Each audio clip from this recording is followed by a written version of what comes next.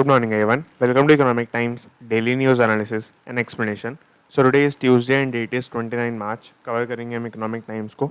बाकी अगर आपको पीडीएफ चाहिए होती है तो आप टेलीग्राम ग्रुप हमारा ज्वाइन कर सकते हैं, जिसका लिंक मैंने नीचे दिया हुआ है. उसको आप ज्वाइन करके उसके अंदर मतलब 2-3 न्यूज़पेपर्स की मैं पीडीएफ डालता हूँ. तो इकोनॉमिक टाइम्स है, द हिंदू है, बिजनेस स्टैंडर्ड, इन 3 पीडीएफ को आप डाउनलोड करने के लिए ज्वाइन कर सकते हैं. इसके अलावा मैंने एक बहुत ही स्पेशल डॉक्यूमेंट सा बनाया था. मैंने आपको थोड़े दिनों पहले दिखाया था, जिसके अंदर आपको आईपीओज़ की सारी इन्फॉर्मेशन मिल जाएगी. ये डॉक्यूमेंट मैं ऑलरेडी अपलोड कर चुका हूँ एक बार टेलीग्राम पर मैं आप वापस से अपलोड कर दूंगा. और अगर आपको ये डॉक्यूमेंट चाहिए जिसके अंदर 2021 के सभी आईपीओज़ हैं इसके अंदर, और उनके क्या इशू प्राइस रहा, कितना आपको लिस्टिंग पे रिटर्न मिला, और 2022 के जो भी नए आते जा रहे हैं वो मैं इस पर अपडेट करता जाऊँगा. तो उसके बेसिस पे अगर आपको ये चाहिए तो आप मुझे टेलीग्राम ग्रुप पे पर्सनली मैसेज कर सकते हैं. मैं इसे ग्रुप में इसको यहाँ पर शेयर नहीं कर रहा हूँ. तो स्टार्ट करते हैं फर्स्ट न्यूज़ से. बैंकर्स, मैं थोड़ा जूम कर देता हूँ यहाँ पर. तो bankers decide to refer future retail to NCLT. तो बेसिकली यहाँ पर एक पूरा केस है इसके बैकग्राउंड में फ्यूचर रिटेल लिमिटेड से रिलेटेड. आई होप कि most of you must be knowing the case, but फिर भी मैं एक बार बहुत ही ब्रीफ में बता देता हूँ. ये एक आर्टिकल है जिसका लिंक मैं नीचे दे दूंगा. मैंने पिछली बार भी एक आर्टिकल का लिंक नीचे दिया था, बट ये जो वाला जो आर्टिकल है वर्थ का, ये बहुत ही इजी तरीके से उसको एक्सप्लेन करता है. तो इसके अंदर बेसिकली हुआ क्या था, अमेज़ॉन और फ्यूचर रिटेल के बीच में एक डील हुई थी, जिसके अंदर अमेज़ॉन ने अपना कुछ असेट्स या कह लो कुछ शेयर होल्डिंग अमेज़ॉन को सेल की थी, क्योंकि उसको उस टाइम फंडिंग की रिक्वायरमेंट थी. तो उसके बेसिस पे क्या हुआ, वहाँ पे कॉन्ट्रैक्ट बना अमेज़ॉन और फ्यूचर के बीच में, जिसके अंदर लिखा था कि फ्यूचर ग्रुप जो है वो अपने एसेट्स किसी भी रिटेल कंपनी, बड़ी कंपनी को सेल नहीं कर सकता, जैसे कि रिलायंस, वॉलमार्ट एट्सेट्रा. तो वो कॉन्ट्रैक्ट बेसिकली किस लिए था, क्योंकि फ्यूचर ग्रुप के अंदर आपका एक बहुत ही बड़ी चेन आती है रिटेल स्टोर्स की, that is known as big Bazaar. तो big Bazaar is owned by future group. तो उसकी वजह से हुआ क्या कि वो सीधी सी बात है, एक डायरेक्ट कॉम्पिटिटर है अमेज़ॉन का. तो अमेज़ॉन नहीं चाहता था कि कोई और उसका जो बड़ा कॉम्पिटिटर है, जैसे रिलायंस रिटेल है या फिर वॉलमार्ट है, तो उसके पास ये इतना बड़ा एक ऑर्गेनाइजेशन चली जाए जिसके पास इतना बड़ा नेटवर्क है और उसकी इतनी ज़्यादा ब्रांड वैल्यू है. तो उसके लिए उन्होंने कि ये ट्रेड का आप कह सकते हैं कि स्टांस डाला था या फिर सैंक्शन डाला था. तो अब यहाँ पर हुआ क्या कि फ्यूचर ग्रुप ने 2019 के अंदर अपने कुछ एसेट्स को रिलायंस को सेल करने की बात की, और काफ़ी सारी जगहों पर जो फ्यूचर के ग्रुप के एग्जिस्टिंग स्टोर्स थे बिग बाज़ार के, उनकी ब्रांडिंग चेंज करके रिलायंस रिटेल भी कर दी गई थी. फिर उसके बाद क्या हुआ कि अमेज़ॉन को ये सब पता चला, तो उसने दिल्ली हाई कोर्ट में केस किया. फिर वो सुप्रीम कोर्ट में गया, फिर वो सिंगापुर आर्बिट्रेशन कोर्ट में काफ़ी टाइम से चलने लग रहा है. वो बीच में 2-3 बार वापस इंडियन सुप्रीम कोर्ट में आया था, वापस है वो जो सिंगापुर के आर्बिट्रेशन कोर्ट है उसमें चला गया. अब यहाँ पर क्या है कि अब लेंडर्स का पर्सपेक्टिव इस न्यूज़ के अंदर पहली बार आज सामने आया है. अभी तक जो भी पार्टीज इसके अंदर इन्वॉल्व थी वो थी फ्यूचर रिटेल लिमिटेड, जो कि मेन पार्टी है. उसका स्टेक खरीदा था अमेज़ॉन ने, वो भी इन्वॉल्व था पूरी तरीके से. और वो लेंडर नहीं होगा, उसने इक्विटी खरीदी है, वो ओनर है एक तरीके से पार्ट ऑफ कंपनी का. और तीसरा है रिलायंस रिटेल, जिसको ये कंपनी एक तरीके से चाहिए, जो बायर टाइप ऑफ है. पर तीसरा एक और पॉइंट आता है इसके अंदर, बैंकर्स या फिर आप कह सकते हैं लेंडर्स, जिनका पॉइंट ऑफ व्यू कभी सामने नहीं आया. तो यहाँ पर क्या है, बैंकर्स या लेंडर्स का पॉइंट ऑफ व्यू आज सामने आया है. आपको दिखेगा यहाँ पर lenders led by bank of India.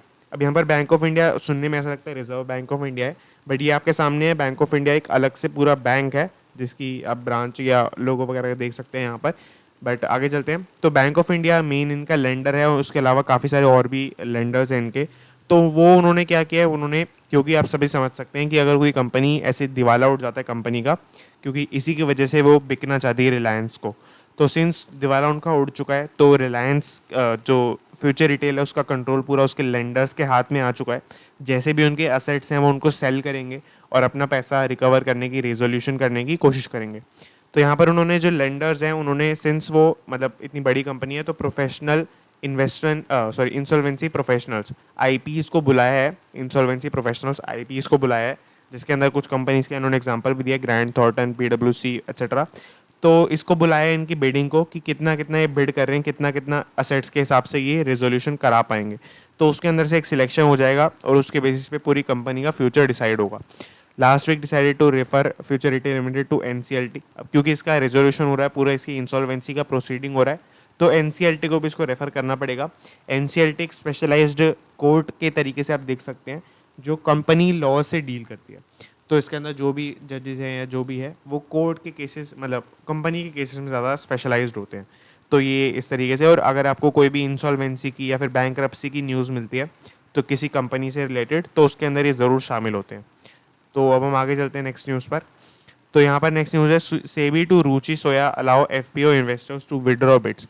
तो अगर आपने कभी भी ऐसे किसी एफपीओ कभी भी आपने किसी एफपीओ या आईपीओ वगैरह के अंदर इन्वेस्ट किया होगा आज तक, तो आपको सेबी या रुचि सोया का ज़रूर एक मैसेज आया होगा रुचि सोया की तरफ से। मतलब मैं ये नहीं कहूँगा रुचि सोया की तरफ से, बट रुचि सोया के एफपीओ के लिए ज़रूर आपको एक मैसेज आया होगा। और मतलब ऐसे हो सकता है कि किसी अननोन नंबर से हो आपके, या फिर किसी कोई ब्रोकर वगैरह भी आपको कर रहा हो। बट जो भी है उसकी वजह से क्या है, सेबी ने इसके रिलेटेड एक वार्निंग पब्लिश किया है रुचि सोया को कि उनका सिंस एफपीओ जो था उसमें रिटेल पोर्शन जो है वो 0.9 टाइम्स ही सब्सक्राइब हुआ है। तो सेबी उनको अलेज कर रहा है मतलब उन पे इल्ज़ाम लगा रहा है कि यहाँ पर आपने ये मैसेजेस भिजवाए हैं कि क्योंकि आपका रिटेल पोर्शन इतना कम सब्सक्राइब हुआ है, तो उसकी वजह से ये लोग आप बिडिंग बढ़वाना चाहते हैं, यानी कि आप अपने बुक को बढ़ाना चाहते हैं। बुक को बढ़ाने का मीनिंग होता है ऑर्डर बढ़ाना। ऑर्डर बढ़ाने के लिए क्या किया इन्होंने, एसएमएस भिजवाए हैं, फेक मैसेजेस भी हो सकते हैं, या मतलब बेसिकली एडवर्टीजमेंट कर रहे हैं अपनी एफपीओ का, जो कि एक सही प्रैक्टिस नहीं है। All investors except anchor book participants have option to withdraw their bids by tomorrow. मतलब कि जो कई लोग होंगे जिन्होंने एसएमएस की वजह से इन्वेस्ट कर दिया होगा, तो सेबी ने ये एक ऑप्शन खोल दिया है रुचि सेवा के इन्वेस्टर्स को कि जिन्होंने भी उसके लिए बिडिंग लगाई थी, हालांकि ऐसा बिल्कुल भी पॉसिबल नहीं होता है नॉर्मल आईपीओस या एफपीओस के अंदर कि एक दिन बाद भी आपका कर सके, क्योंकि ये ऑलरेडी आपका एफपीओ क्लोज हो चुका है। बट फिर भी यहाँ पर एक उन्होंने ऑप्शन निकाला है कि आज के दिन तक ये लास्ट डेट है कि अगर किसी ने ऐसे एसएमएस के इन्फ्लुएंस में आके इन्वेस्ट कर दिया हो तो वो अपना विड्रॉ कर सकता है अपनी बिडिंग को, उसको पूरे पैसे वापस मिल जाएंगे बाय टुमारो। अब ये सिंस आज की न्यूज़ है तो आप मान सकते हैं कि आज का पूरा दिन या कल का भी जो मार्केट आवर्स होते हैं उसमें आप निकाल सकते हैं इसको। Securities and Exchange Board of India have directed Ruchi Soya Industries to give investors who have subscribed to the firm's follow-on public offer a window until Wednesday to withdraw the bids। हाँ, तो यहाँ पर इन्होंने clarify कर दिया है Wednesday तक इनके पास ये टाइम है। आज ट्यूसडे है तो आज का पूरा दिन एंड कल के मार्केट आवर्स में ये कर सकते हैं विड्रॉ अपने बिडिंग को। Citing the circulation of unsolicited message, तो ये मैंने आपको बताया था एसएमएस जो यहाँ पे लिखा हुआ है एसएमएस ईज मतलब है मैसेजेस। तो आई होप आपको ये क्लियर होगा। यहाँ पर आपको एक और बात देखने को मिलेगी कि कितना ज़्यादा इम्पैक्ट पड़ता है ब्रांड का कुछ भी करने से या फिर उसके ऊपर कुछ भी फेक लगने से या फिर रियल लगने से।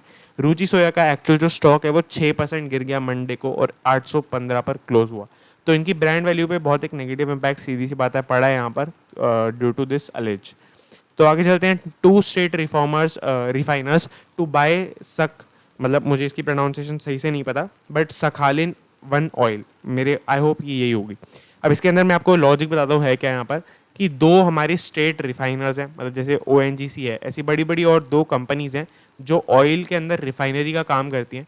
मैंने एक दिन आपको ऑयल इंडस्ट्री का पूरा बेसिक बताया था कि ऑयल में आपका top line, mid line and low line क्या होता है, या इस तरीके से 3 में डिवीजन किस तरीके से होता है। और रिफाइनर्स सबसे ऊपर आते हैं, जो कि आपका एक्चुअली रिफाइनर्स सबसे लास्ट में आते हैं, बट आप सबसे ऊपर बोल सकते हैं क्योंकि वो बिजनेस सबसे ज़्यादा कर रहे होते हैं। तो रिफाइनर सबसे ऊपर आते हैं क्योंकि वो एक तरीके से क्रूड ऑयल को लेते हैं और उसको बहुत सारी चीज़ों के अंदर रिफाइन करके बनाते हैं। उनका मेन काम ड्रिलिंग से रिलेटेड नहीं होता कि ऑयल हम खोद के निकालें या ओशन के नीचे से निकालें। उनका मेन काम होता है कमर्शियल प्रोडक्ट्स बनाने से रिलेटेड।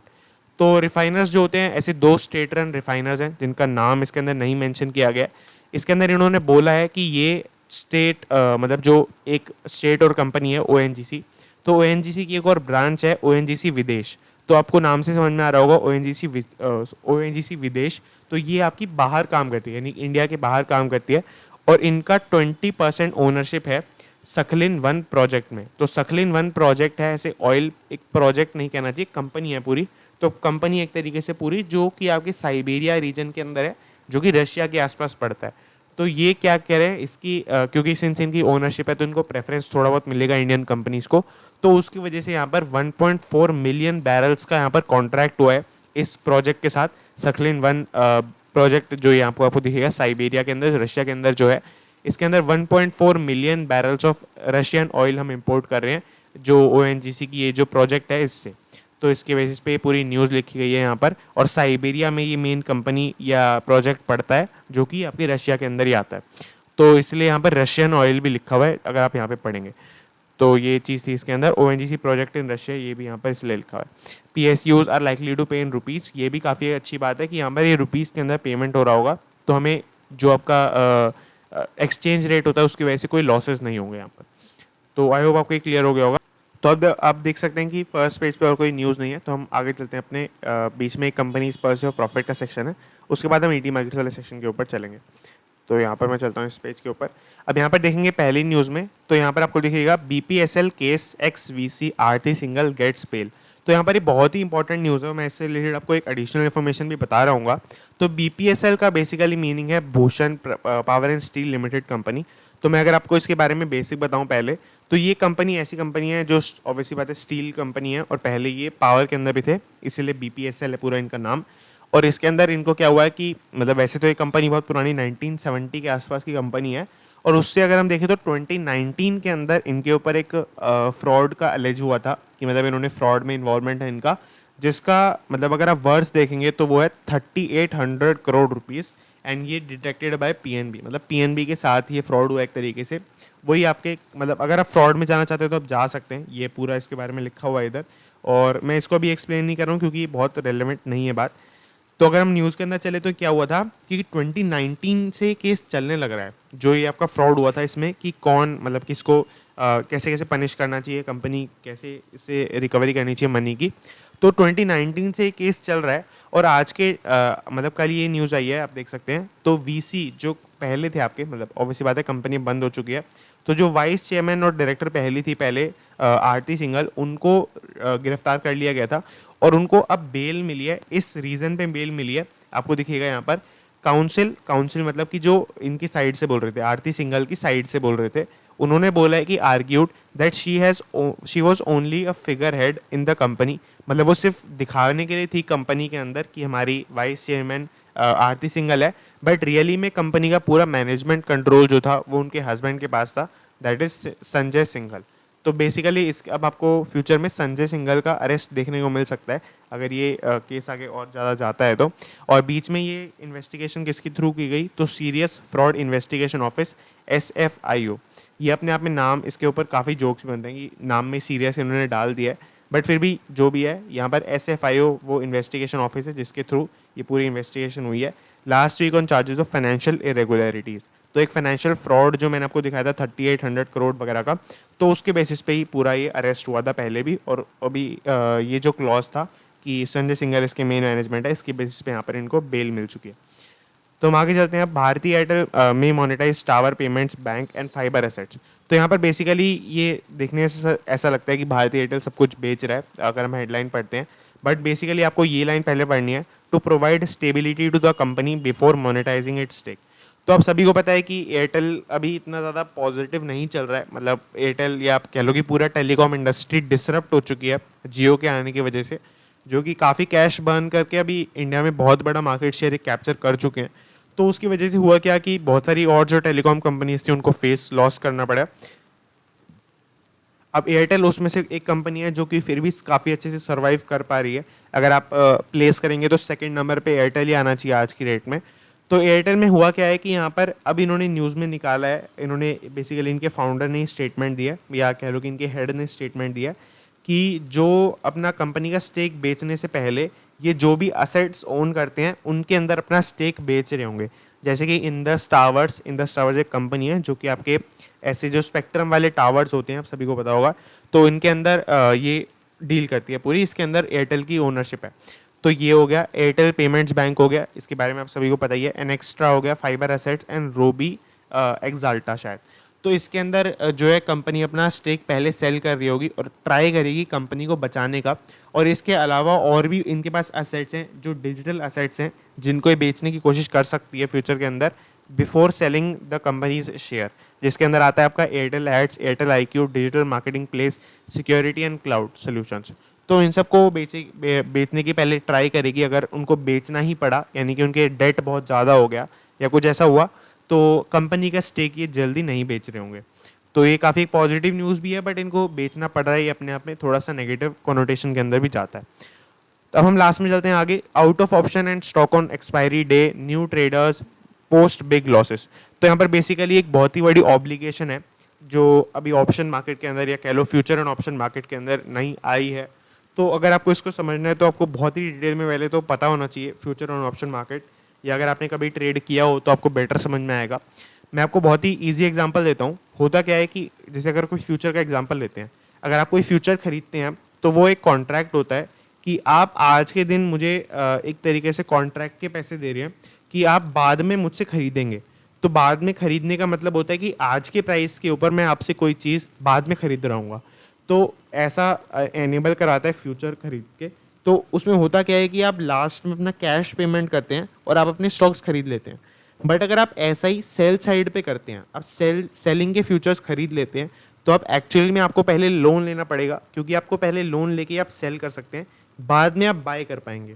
तो अगर आपके पास कोई चीज़ नहीं है, आपको उसको सेल करना है, तो आपको पहले उससे लोन पे लेना पड़ेगा।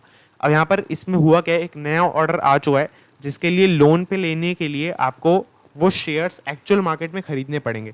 आपको देखिए, सॉरी, अब आपको शेयर्स नहीं खरीदने पड़ेंगे, अब आपको वहाँ पर कैश देना पड़ेगा। तो मैं अगेन बता रहा हूँ, ये बहुत ही कॉम्प्लेक्स बात है। अगर आपने ट्रेडिंग करी है कभी तो ही आपको समझ में आएगा, और इसीलिए मैंने ये थोड़ा जल्दी भी आपको समझा दिया, क्योंकि काफ़ी लोगों को वैसे भी समझ में ये थोड़ी दिक्कत होगी। अंटिल अब सितंबर 2019 आप देख सकते हैं Indians FNO market were cash settled instead of stocks. तो अब ये चीज़ उल्टी हो चुकी है, अब आपको स्टॉक्स देने पड़ेंगे कैश के बजाय। अब आपको यहाँ पे दिखेगा stock derivatives held until expiry will have to be physically settled by bringing और गिविंग स्टॉक्स। तो अब आपको स्टॉक्स देने पड़ेंगे, और स्टॉक्स परचेज में एक दिक्कत होती है। अगर आपको, जैसे कई लोग जो स्टॉक्स में ट्रेड कभी नहीं करते हैं, तो उनको लगता है कि वो किसी भी प्राइस पे स्टॉक को ऐसे बाय कर सकते हैं और उनको ऑर्डर मिल जाएगा। बट होता क्या है कि यहाँ पर स्टॉक मार्केट ऐसे वर्क नहीं करता है। आपको अपना, अगर आपको बाय करना चाहते हैं तो आपको अपना ऑर्डर डालना पड़ता है, और हो सकता है कि कोई और पर्सन आपको सेल करना चाहे उस प्राइस पे, हो सकता है ना भी चाहे। तो कभी कभी ऐसे ऑर्डर पेंडिंग भी पड़ जाते हैं, जिसकी वजह से अगेन स्टॉक प्राइसेस बढ़ने लग जाता है अगर कोई सेल नहीं करना चाहता है। बट वो एक अलग बात है। बट अगर कोई आपको सेल नहीं करना चाहता तो आप वो बाय नहीं कर पाएंगे, और अगर आप एक स्पेसिफिक पीरियड ऑफ टाइम तक बाय नहीं कर पाए तो आपका ऑर्डर अलग अलग ऑर्डर पे डिपेंड करेगा, पर आपका ऑर्डर कैंसिल हो जाएगा फिर। तो अगर ऐसा कुछ होता है तो काफ़ी सारे लोगों को लॉसेस हो जाएंगे, क्योंकि अगर उनका कॉन्ट्रैक्ट चल रहा है और वो कभी, मतलब फ्यूचर वाला कॉन्ट्रैक्ट चल रहा है, और कभी वो अगर स्टॉक खरीद ही नहीं पाए अपने आप को देने के लिए, तो वो फिर कभी इस कॉन्ट्रैक्ट को एग्जीक्यूट कर ही नहीं पाएंगे। इससे रिलेटेड एक और टर्म चलती है डीएनई। डीएनई का मतलब होता है डू नॉट एग्जीक्यूट। यहाँ पर आपको दिखेगा, हाँ सॉरी, डू नॉट एक्सरसाइज। तो एक ही बात है, डू नॉट एक्सरसाइज का मतलब है कि आप कभी उस चीज़ को एक्सरसाइज कर ही नहीं पाएंगे अगर आप अपने शेयर्स को नहीं खरीद पाएंगे। तो इसी की वजह से यहाँ पर बोला भी जा रहा है कि डीएनई फैसिलिटी को बैक लाना चाहिए, ये सब है। बट हम फ्यूचर में जो भी होता है हम देखते हैं। पर अगर आपको फिर भी ये समझ में नहीं आया तो कोई दिक्कत नहीं है, इसका कोई काम आपको ऐसा नहीं पड़ेगा। आगे चले तो mutual fund buys to manage NAV boost many mid and small caps. तो यहाँ पर एनएवी का एक लॉजिक आता है, ये मैं पहले आपको बताता हूँ। तो म्यूचुअल फंड कंपनीज में एनएवी कैलकुलेट होता है। एनएवी का मतलब होता है नेट एसेट वैल्यू। तो नेट एसेट वैल्यू का कैलकुलेशन किस तरीके से होता है कि आपको आपके जो भी असेट्स हैं वो 31 मार्च जो ईयर एंडिंग होता है उसमें कितना आपका उनकी वैल्यू है, कितना उनका आज का प्राइस चल रहा है, उसके बेसिस पे आपका निकाला जाएगा। तो लेट सपोज एक म्यूचुअल फंड है जिसने 10,000 उसके पास फंड था पहले, हो सकता है उसने कुछ भी ना इन्वेस्ट किया हो, उसने बस लास्ट पॉइंट पे जाके 10,000 की कुछ चीज़ खरीद ली हो, तो कोई उसको रिटर्न नहीं मिला पूरे साल में, बट लास्ट टाइम पे उसका एनएवी बढ़ जाएगा। तो उसकी वजह से क्या है, एनएवी के लिए काफ़ी सारे म्यूचुअल फंड बहुत सारी बड़ी बड़ी कंपनी के स्टॉक्स सेल करके छोटी और ऐसे मिड कैप कंपनीज के स्टॉक्स को बाय कर लेते हैं ताकि उनका एनएवी बूस्ट हो जाए। तो इसी तरीके से यहाँ पर क्या हुआ है, म्यूचुअल फंड की सारी वाली कंपनीज ने, मतलब काफ़ी सारी कंपनीज ने ऐसा फिर से किया है, और हमें देखने को मिला है क्योंकि मिड और स्मॉल कैप कंपनीज जो है उनके अंदर बूस्ट आ गया है, उनके शेयर प्राइस में कंसंट्रेटेड परचेज हुआ है। कंसंट्रेटेड परचेज का मतलब होता है कि अगर जैसे कोई, अगर आप बोलते हैं कि मार्केट आज अच्छा चल रहा है, तो मार्केट अच्छा चल रहा है का मीनिंग है कि ऑलमोस्ट सभी कैप्स के अंदर, यानी मिड कैप के अंदर, लार्ज कैप के अंदर या मल्टी कैप के अंदर, सभी टाइप ऑफ कंपनीज के अंदर अच्छे से ज़्यादा इन्वेस्टमेंट आई है। बट कंसंट्रेटेड परचेजेस का मीनिंग होता है कि किसी स्पेसिफिक एरिया के अंदर, किसी स्पेसिफिक इंडस्ट्री के अंदर एक बड़ी लहर आई है, लहर बोलते हैं हिंदी में, तो जिसके अंदर इसको आप बूस्ट भी बोल सकते हैं, स्टॉक मार्केट के अंदर बूस्ट आया है। तो अगर कोई किसी स्पेसिफिक इंडस्ट्री के अंदर या स्पेसिफिक टाइप ऑफ कंपनीज के अंदर कोई बूस्ट आता है तो उसको कंसंट्रेटेड परचेजेस बोल सकते हैं। तो उसके बेसिस पे यहाँ पर mid and small cap companies काफ़ी सारे एग्जांपल दिए हुए हैं कि कितना कितना इनको ये रिटर्न मिला है 2-3 दिनों के अंदर जब ये म्यूचुअल फंड ने बाय करना शुरू किया। तो ये इसकी न्यूज़ थी। आगे चलते हैं अब यहाँ पर न्यूज़ है पीवीआर आइनॉक्स के मर्जर से रिलेटेड। तो अगर आपको नहीं पता तो पीवीआर और आइनॉक्स सिनेमाज जो हैं वो दोनों मर्ज हो गए, एक एंटिटी बन चुके हैं और उसका नाम भी पीवीआर आइनॉक्स ही है। तो इसके लिए बेसिकली हुआ क्या है कि बेसिकली आपको इस इंडस्ट्री के बारे में थोड़ा बेसिक पता होना चाहिए। इस इंडस्ट्री के अंदर कैसे चलता है कि आपको कोई मूवी अगर दिखानी होती है तो उसको आपको अपने प्रेजेंटेशन राइट्स या फिर आप कह सकते हैं हाईलाइट राइट्स शेयर करने होते हैं। तो उसके लिए एक बहुत ही बड़ा अमाउंट लगता है पहले, जो कि आपके कंपनी के प्रोड्यूसर्स और इन सबको देना पड़ता है। उसके बेसिस पे कंपनी के या फिल्म के राइट्स आपको मिलते हैं और आप उसको शो कर सकते हैं, दिखा सकते हैं। तो होता क्या है कि यहाँ पर आप सीधी सी बात है, इसको समझ सकते हैं कि ये काफ़ी बड़ा कैपिटल इंटेंसिव बिजनेस है। शुरू में आपको बहुत बड़ा एक पैसा लगाना पड़ेगा, उसके बेसिस पे आपके पास, और फिर भी अनसर्टेनिटी है कि कितना पैसा कब कब आपके पास आ रहा होगा। अगर आप जैसे लोन लेके अगर कोई मूवी खरीदते हैं अपने सिनेमा में दिखाने के लिए, तो लोन की इंस्टॉलमेंट आप रीपे कर पाएंगे या नहीं कर पाएंगे, ये बहुत बड़ा क्वेश्चन रहता है। तो उसकी वजह से हुआ क्या है यहाँ पर कि पीवीआर और आइनॉक्स ने जब मर्जर कर लिया है तो यहाँ पर एक बहुत बड़ा इनको एडवांटेज होने वाला है कि जिन मूवी के लिए दोनों लोग ही पैसे देते थे तो अब ये सेम लोग पैसे दे रहे होंगे। ऑब्वियसली बात है कि ये क्योंकि ज़्यादा टाइम उसको दिखा रहे होंगे एंड ऑल, तो उसकी वजह से इनको ज़्यादा पैसे देने पड़ेंगे। बट इनकी एक कंबाइंड प्राइसिंग अगर देखें तो बार्गेनिंग उसमें बढ़ जाएगी, प्राइसिंग पावर इनके हाथ में आ जाएगी। क्योंकि एक तरीके से अगर आप देखें तो ऑलमोस्ट 70%, 70 to 80% टोटल जो सिनेमाज हैं इंडिया के अंदर वो पीवीआर और आइनॉक्स मिलके ही ओन करते हैं। तो उसकी वजह से हुआ क्या है कि अगर कोई इनको जितना भी प्राइस ये बोलेंगे अगर उस पर अग्री नहीं करेगा तो पीवीआर और आइनॉक्स जितने सिनेमाज जितने भी इनके हैं उनके अंदर इनकी मूवीज़ चलेंगी ही नहीं। तो उसके बेसिस पे काफ़ी बार्गेनिंग पावर इनके हाथ में आ जाती है और ये हो सकता है कि इनका रिवाइवल पॉसिबल हो पाए। थोड़े दिनों पहले न्यूज़ भी आई थी काफ़ी ज़्यादा कि पीवीआर आपका बैंकरप्ट हो चुका है, इन्हीं सब रीजंस की वजह से, क्योंकि लोग ओटीटी पे शिफ्ट कर चुके हैं। तो ये काफ़ी बड़ा एक इनके ऊपर रीज़न है। और दूसरी बात इनकी कि इनको अपने मूवी स्पेस में भी मेंटेन करना है, सब कुछ छोड़ के ये ओटीटी में भी नहीं आ सकते हैं। तो वो सब चीज़ें इनको बैलेंस करते हुए आगे चलना पड़ेगा अगर ये मर्जर इनको सक्सेसफुल बनाना है। और यहाँ पर लिखा भी है PVR INOX with a bigger screen presence up for the OTT war. तो मतलब हो सकता है कि ओटीटी के अंदर ये एक ब्रेक थ्रू एंट्री करें दोनों मिलके, अपना जो भी इनके पास फंड है उनको मिला करके, तो ये काफ़ी उनके अंदर रिवाइवल भी कर सकते हैं। इट में also command a better average ticket price. तो हाँ, ये आपका मूवी इंडस्ट्री के अंदर एवरेज टिकट प्राइस एक टर्म होती है एटीपी की, एवरेज आपका कितना एक टिकट प्राइस पड़ रहा है एक मूवी को देखने जाने में।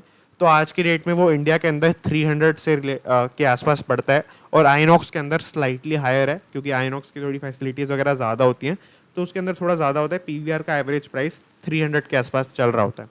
तो उसको भी हो सकता है कि यहाँ पर हमें कुछ उसका इम्प्रूवमेंट देखने को मिले, बट मेरे पर्सनल ओपिनियन में ये ज़्यादा पॉसिबल नहीं है जब तक यूज़र के एक्सपीरियंस में कोई डिफरेंस नहीं आता है। क्योंकि कंपनी के मर्ज होने से यूज़र को कोई फ़र्क नहीं पड़ता है। अगर कंपनी मर्ज हो कुछ भी हो यूज़र को फ़र्क नहीं पड़ता। अगर उसकी चेयर्स इंप्रूव होती हैं या सिनेमा की क्वालिटी इंप्रूव होती है तो उसको फ़र्क पड़ेगा, वहाँ पर ये इंप्रूव कर सकता है। Yen tumbles to 7-year low as bank of Japan diverges further from Fed. तो यहाँ पर एक काफ़ी अच्छी न्यूज़ है, इसको आपको समझने के लिए थोड़ा सा बेसिक पता होना चाहिए पहले। तो अगर आपको नहीं पता तो मैं बता देता हूँ। थोड़े दिनों पहले क्या हुआ था, federal reserve bank, federal reserve bank क्या है तो वो यूएस का यानी यूनाइटेड स्टेट्स अमेरिका का आरबीआई के तरीके से है, यानी कि वो वहाँ का सेंट्रल बैंक है। तो उन्होंने क्या किया था, उन्होंने अपना हॉकिश स्टांस वो लेके आए थे जिसके अंदर उन्होंने इंटरेस्ट रेट को बढ़ा दिया है। और इंटरेस्ट रेट को बढ़ाने से होता क्या है कि वहाँ पर करेंसी की वैल्यू थोड़ी बढ़ जाती है, क्योंकि लोग अपना सारा पैसा, मतलब एक लार्जर अमाउंट ऑफ पैसा गवर्नमेंट के पास डिपॉजिट करा देते हैं। तो लोगों के पास कम पैसा हो जाता है, कम पैसा होने की वजह से वो लोग कम एक्सपेंडिचर करेंगे और वहाँ पर टोटल जो होगा आपका उनकी वैल्यू रुपीज़ की या उनकी वैल्यू डॉलर्स की वो बढ़ जाएगी। तो उसकी वजह से होता क्या है यहाँ पर, मतलब एक तरीके से अगर किसी कंपनी को या किसी कंट्री को इस चीज़ के साथ, इस चेंज के साथ कूप अप करना होता है तो वो भी अपने वहाँ पर इंटरेस्ट रेट को बढ़ा सकता है। बट हुआ क्या है यहाँ पर, येन ने यानी जापान में क्या हुआ है, उन्होंने बिल्कुल उल्टा कर दिया है। और जापान और आपको सबको पता ही है अमेरिका की राइवलरी काफ़ी टाइम से चली रही है। तो यहाँ पर हो सकता है कि उस राइवलरी की वजह से, या हो सकता है उनके पीछे कोई और लॉजिक हो, बट जो भी रीज़न है उसकी वजह से क्या किया इन्होंने, अब इन्होंने अपने पॉलिसी के अंदर जो मॉनेटरी पॉलिसी है उसको और ईज़ कर दिया है। जैसे ही मॉनेटरी पॉलिसी ईज होती है उसका एक ही मीनिंग होता है कि जो लोग हैं, लोगों के हाथ में और ज़्यादा पैसा आ रहा होगा। जो यहाँ पे आपको टर्म दिखेगी ईज इन मॉनेटरी पॉलिसी, तो इसका मतलब है कि लोगों के हाथ में और पैसा आएगा। और पैसा आने से इसका मीनिंग होता है कि पैसे की वैल्यू कम हो जाती है, क्योंकि लोग बहुत ज़्यादा डिमांड करना शुरू कर देते हैं। तो एक ही तरीका बचता है कि हम पैसे की वैल्यू कम कर दें और धीरे धीरे करके आपका डिमांड कंट्रोल में आ जाएगी, क्योंकि लोग कम बाय कर पाएंगे। ये ऐसे टाइम पर कंट्री के अंदर इन्फ्लेशन भी बढ़ जाता है। तो यहाँ पर इसी वजह से क्या हुआ है कि ये सब चीज़ें आपको जापान में देखने को मिलेगी, क्योंकि इन्होंने अपने मॉनेटरी पॉलिसी को थोड़ा ईज आउट कर दिया है और लोगों के पास पैसा बहुत ज़्यादा आ जाएगा। इसलिए यहाँ पे आपको इस पिक्चर के अंदर भी ये चीज़ ही दिखेगी यहाँ पर। और इसकी वजह से हुआ भी यही है कि येन टम्बल्स टू 7 ईयर लो। आपका येन यानी कि जो जापान की करेंसी है वो अपने 7 ईयर लो पे चली गई है, जो कि मतलब बहुत ही अनफॉर्चुनेट है इस कंट्री के लिए। As bank of Japan diverges further from Fed. तो जैसे आपके फेडरल रिजर्व बैंक है यूएस के अंदर, जिसको वहाँ का आरबीआई बोल सकते हैं, जो कि वहाँ का सेंट्रल बैंक है, इस तरीके से बैंक ऑफ जापान है जापान के अंदर, जो कि वहाँ का सेंट्रल बैंक है। तो आई होप आपको पूरी न्यूज़ क्लियर हो गई होगी। अगर आपको कोई भी डाउट है तो आप कमेंट कर सकते हैं। और that is it for today. और मतलब वही टेलीग्राम ग्रुप ज्वाइन कर सकते हैं अगर आपको ये पीडीएफ चाहिए। और मैं थोड़ी कम न्यूज़ आजकल कवर कर रहा हूँ, क्योंकि मेरी मतलब इसके अंदर कॉलेज के अंदर पेपर्स चल रहे हैं, तो उसका थोड़ा स्टडी वगैरह की वजह से। So that is it. बाकी थैंक्स फॉर वॉचिंग।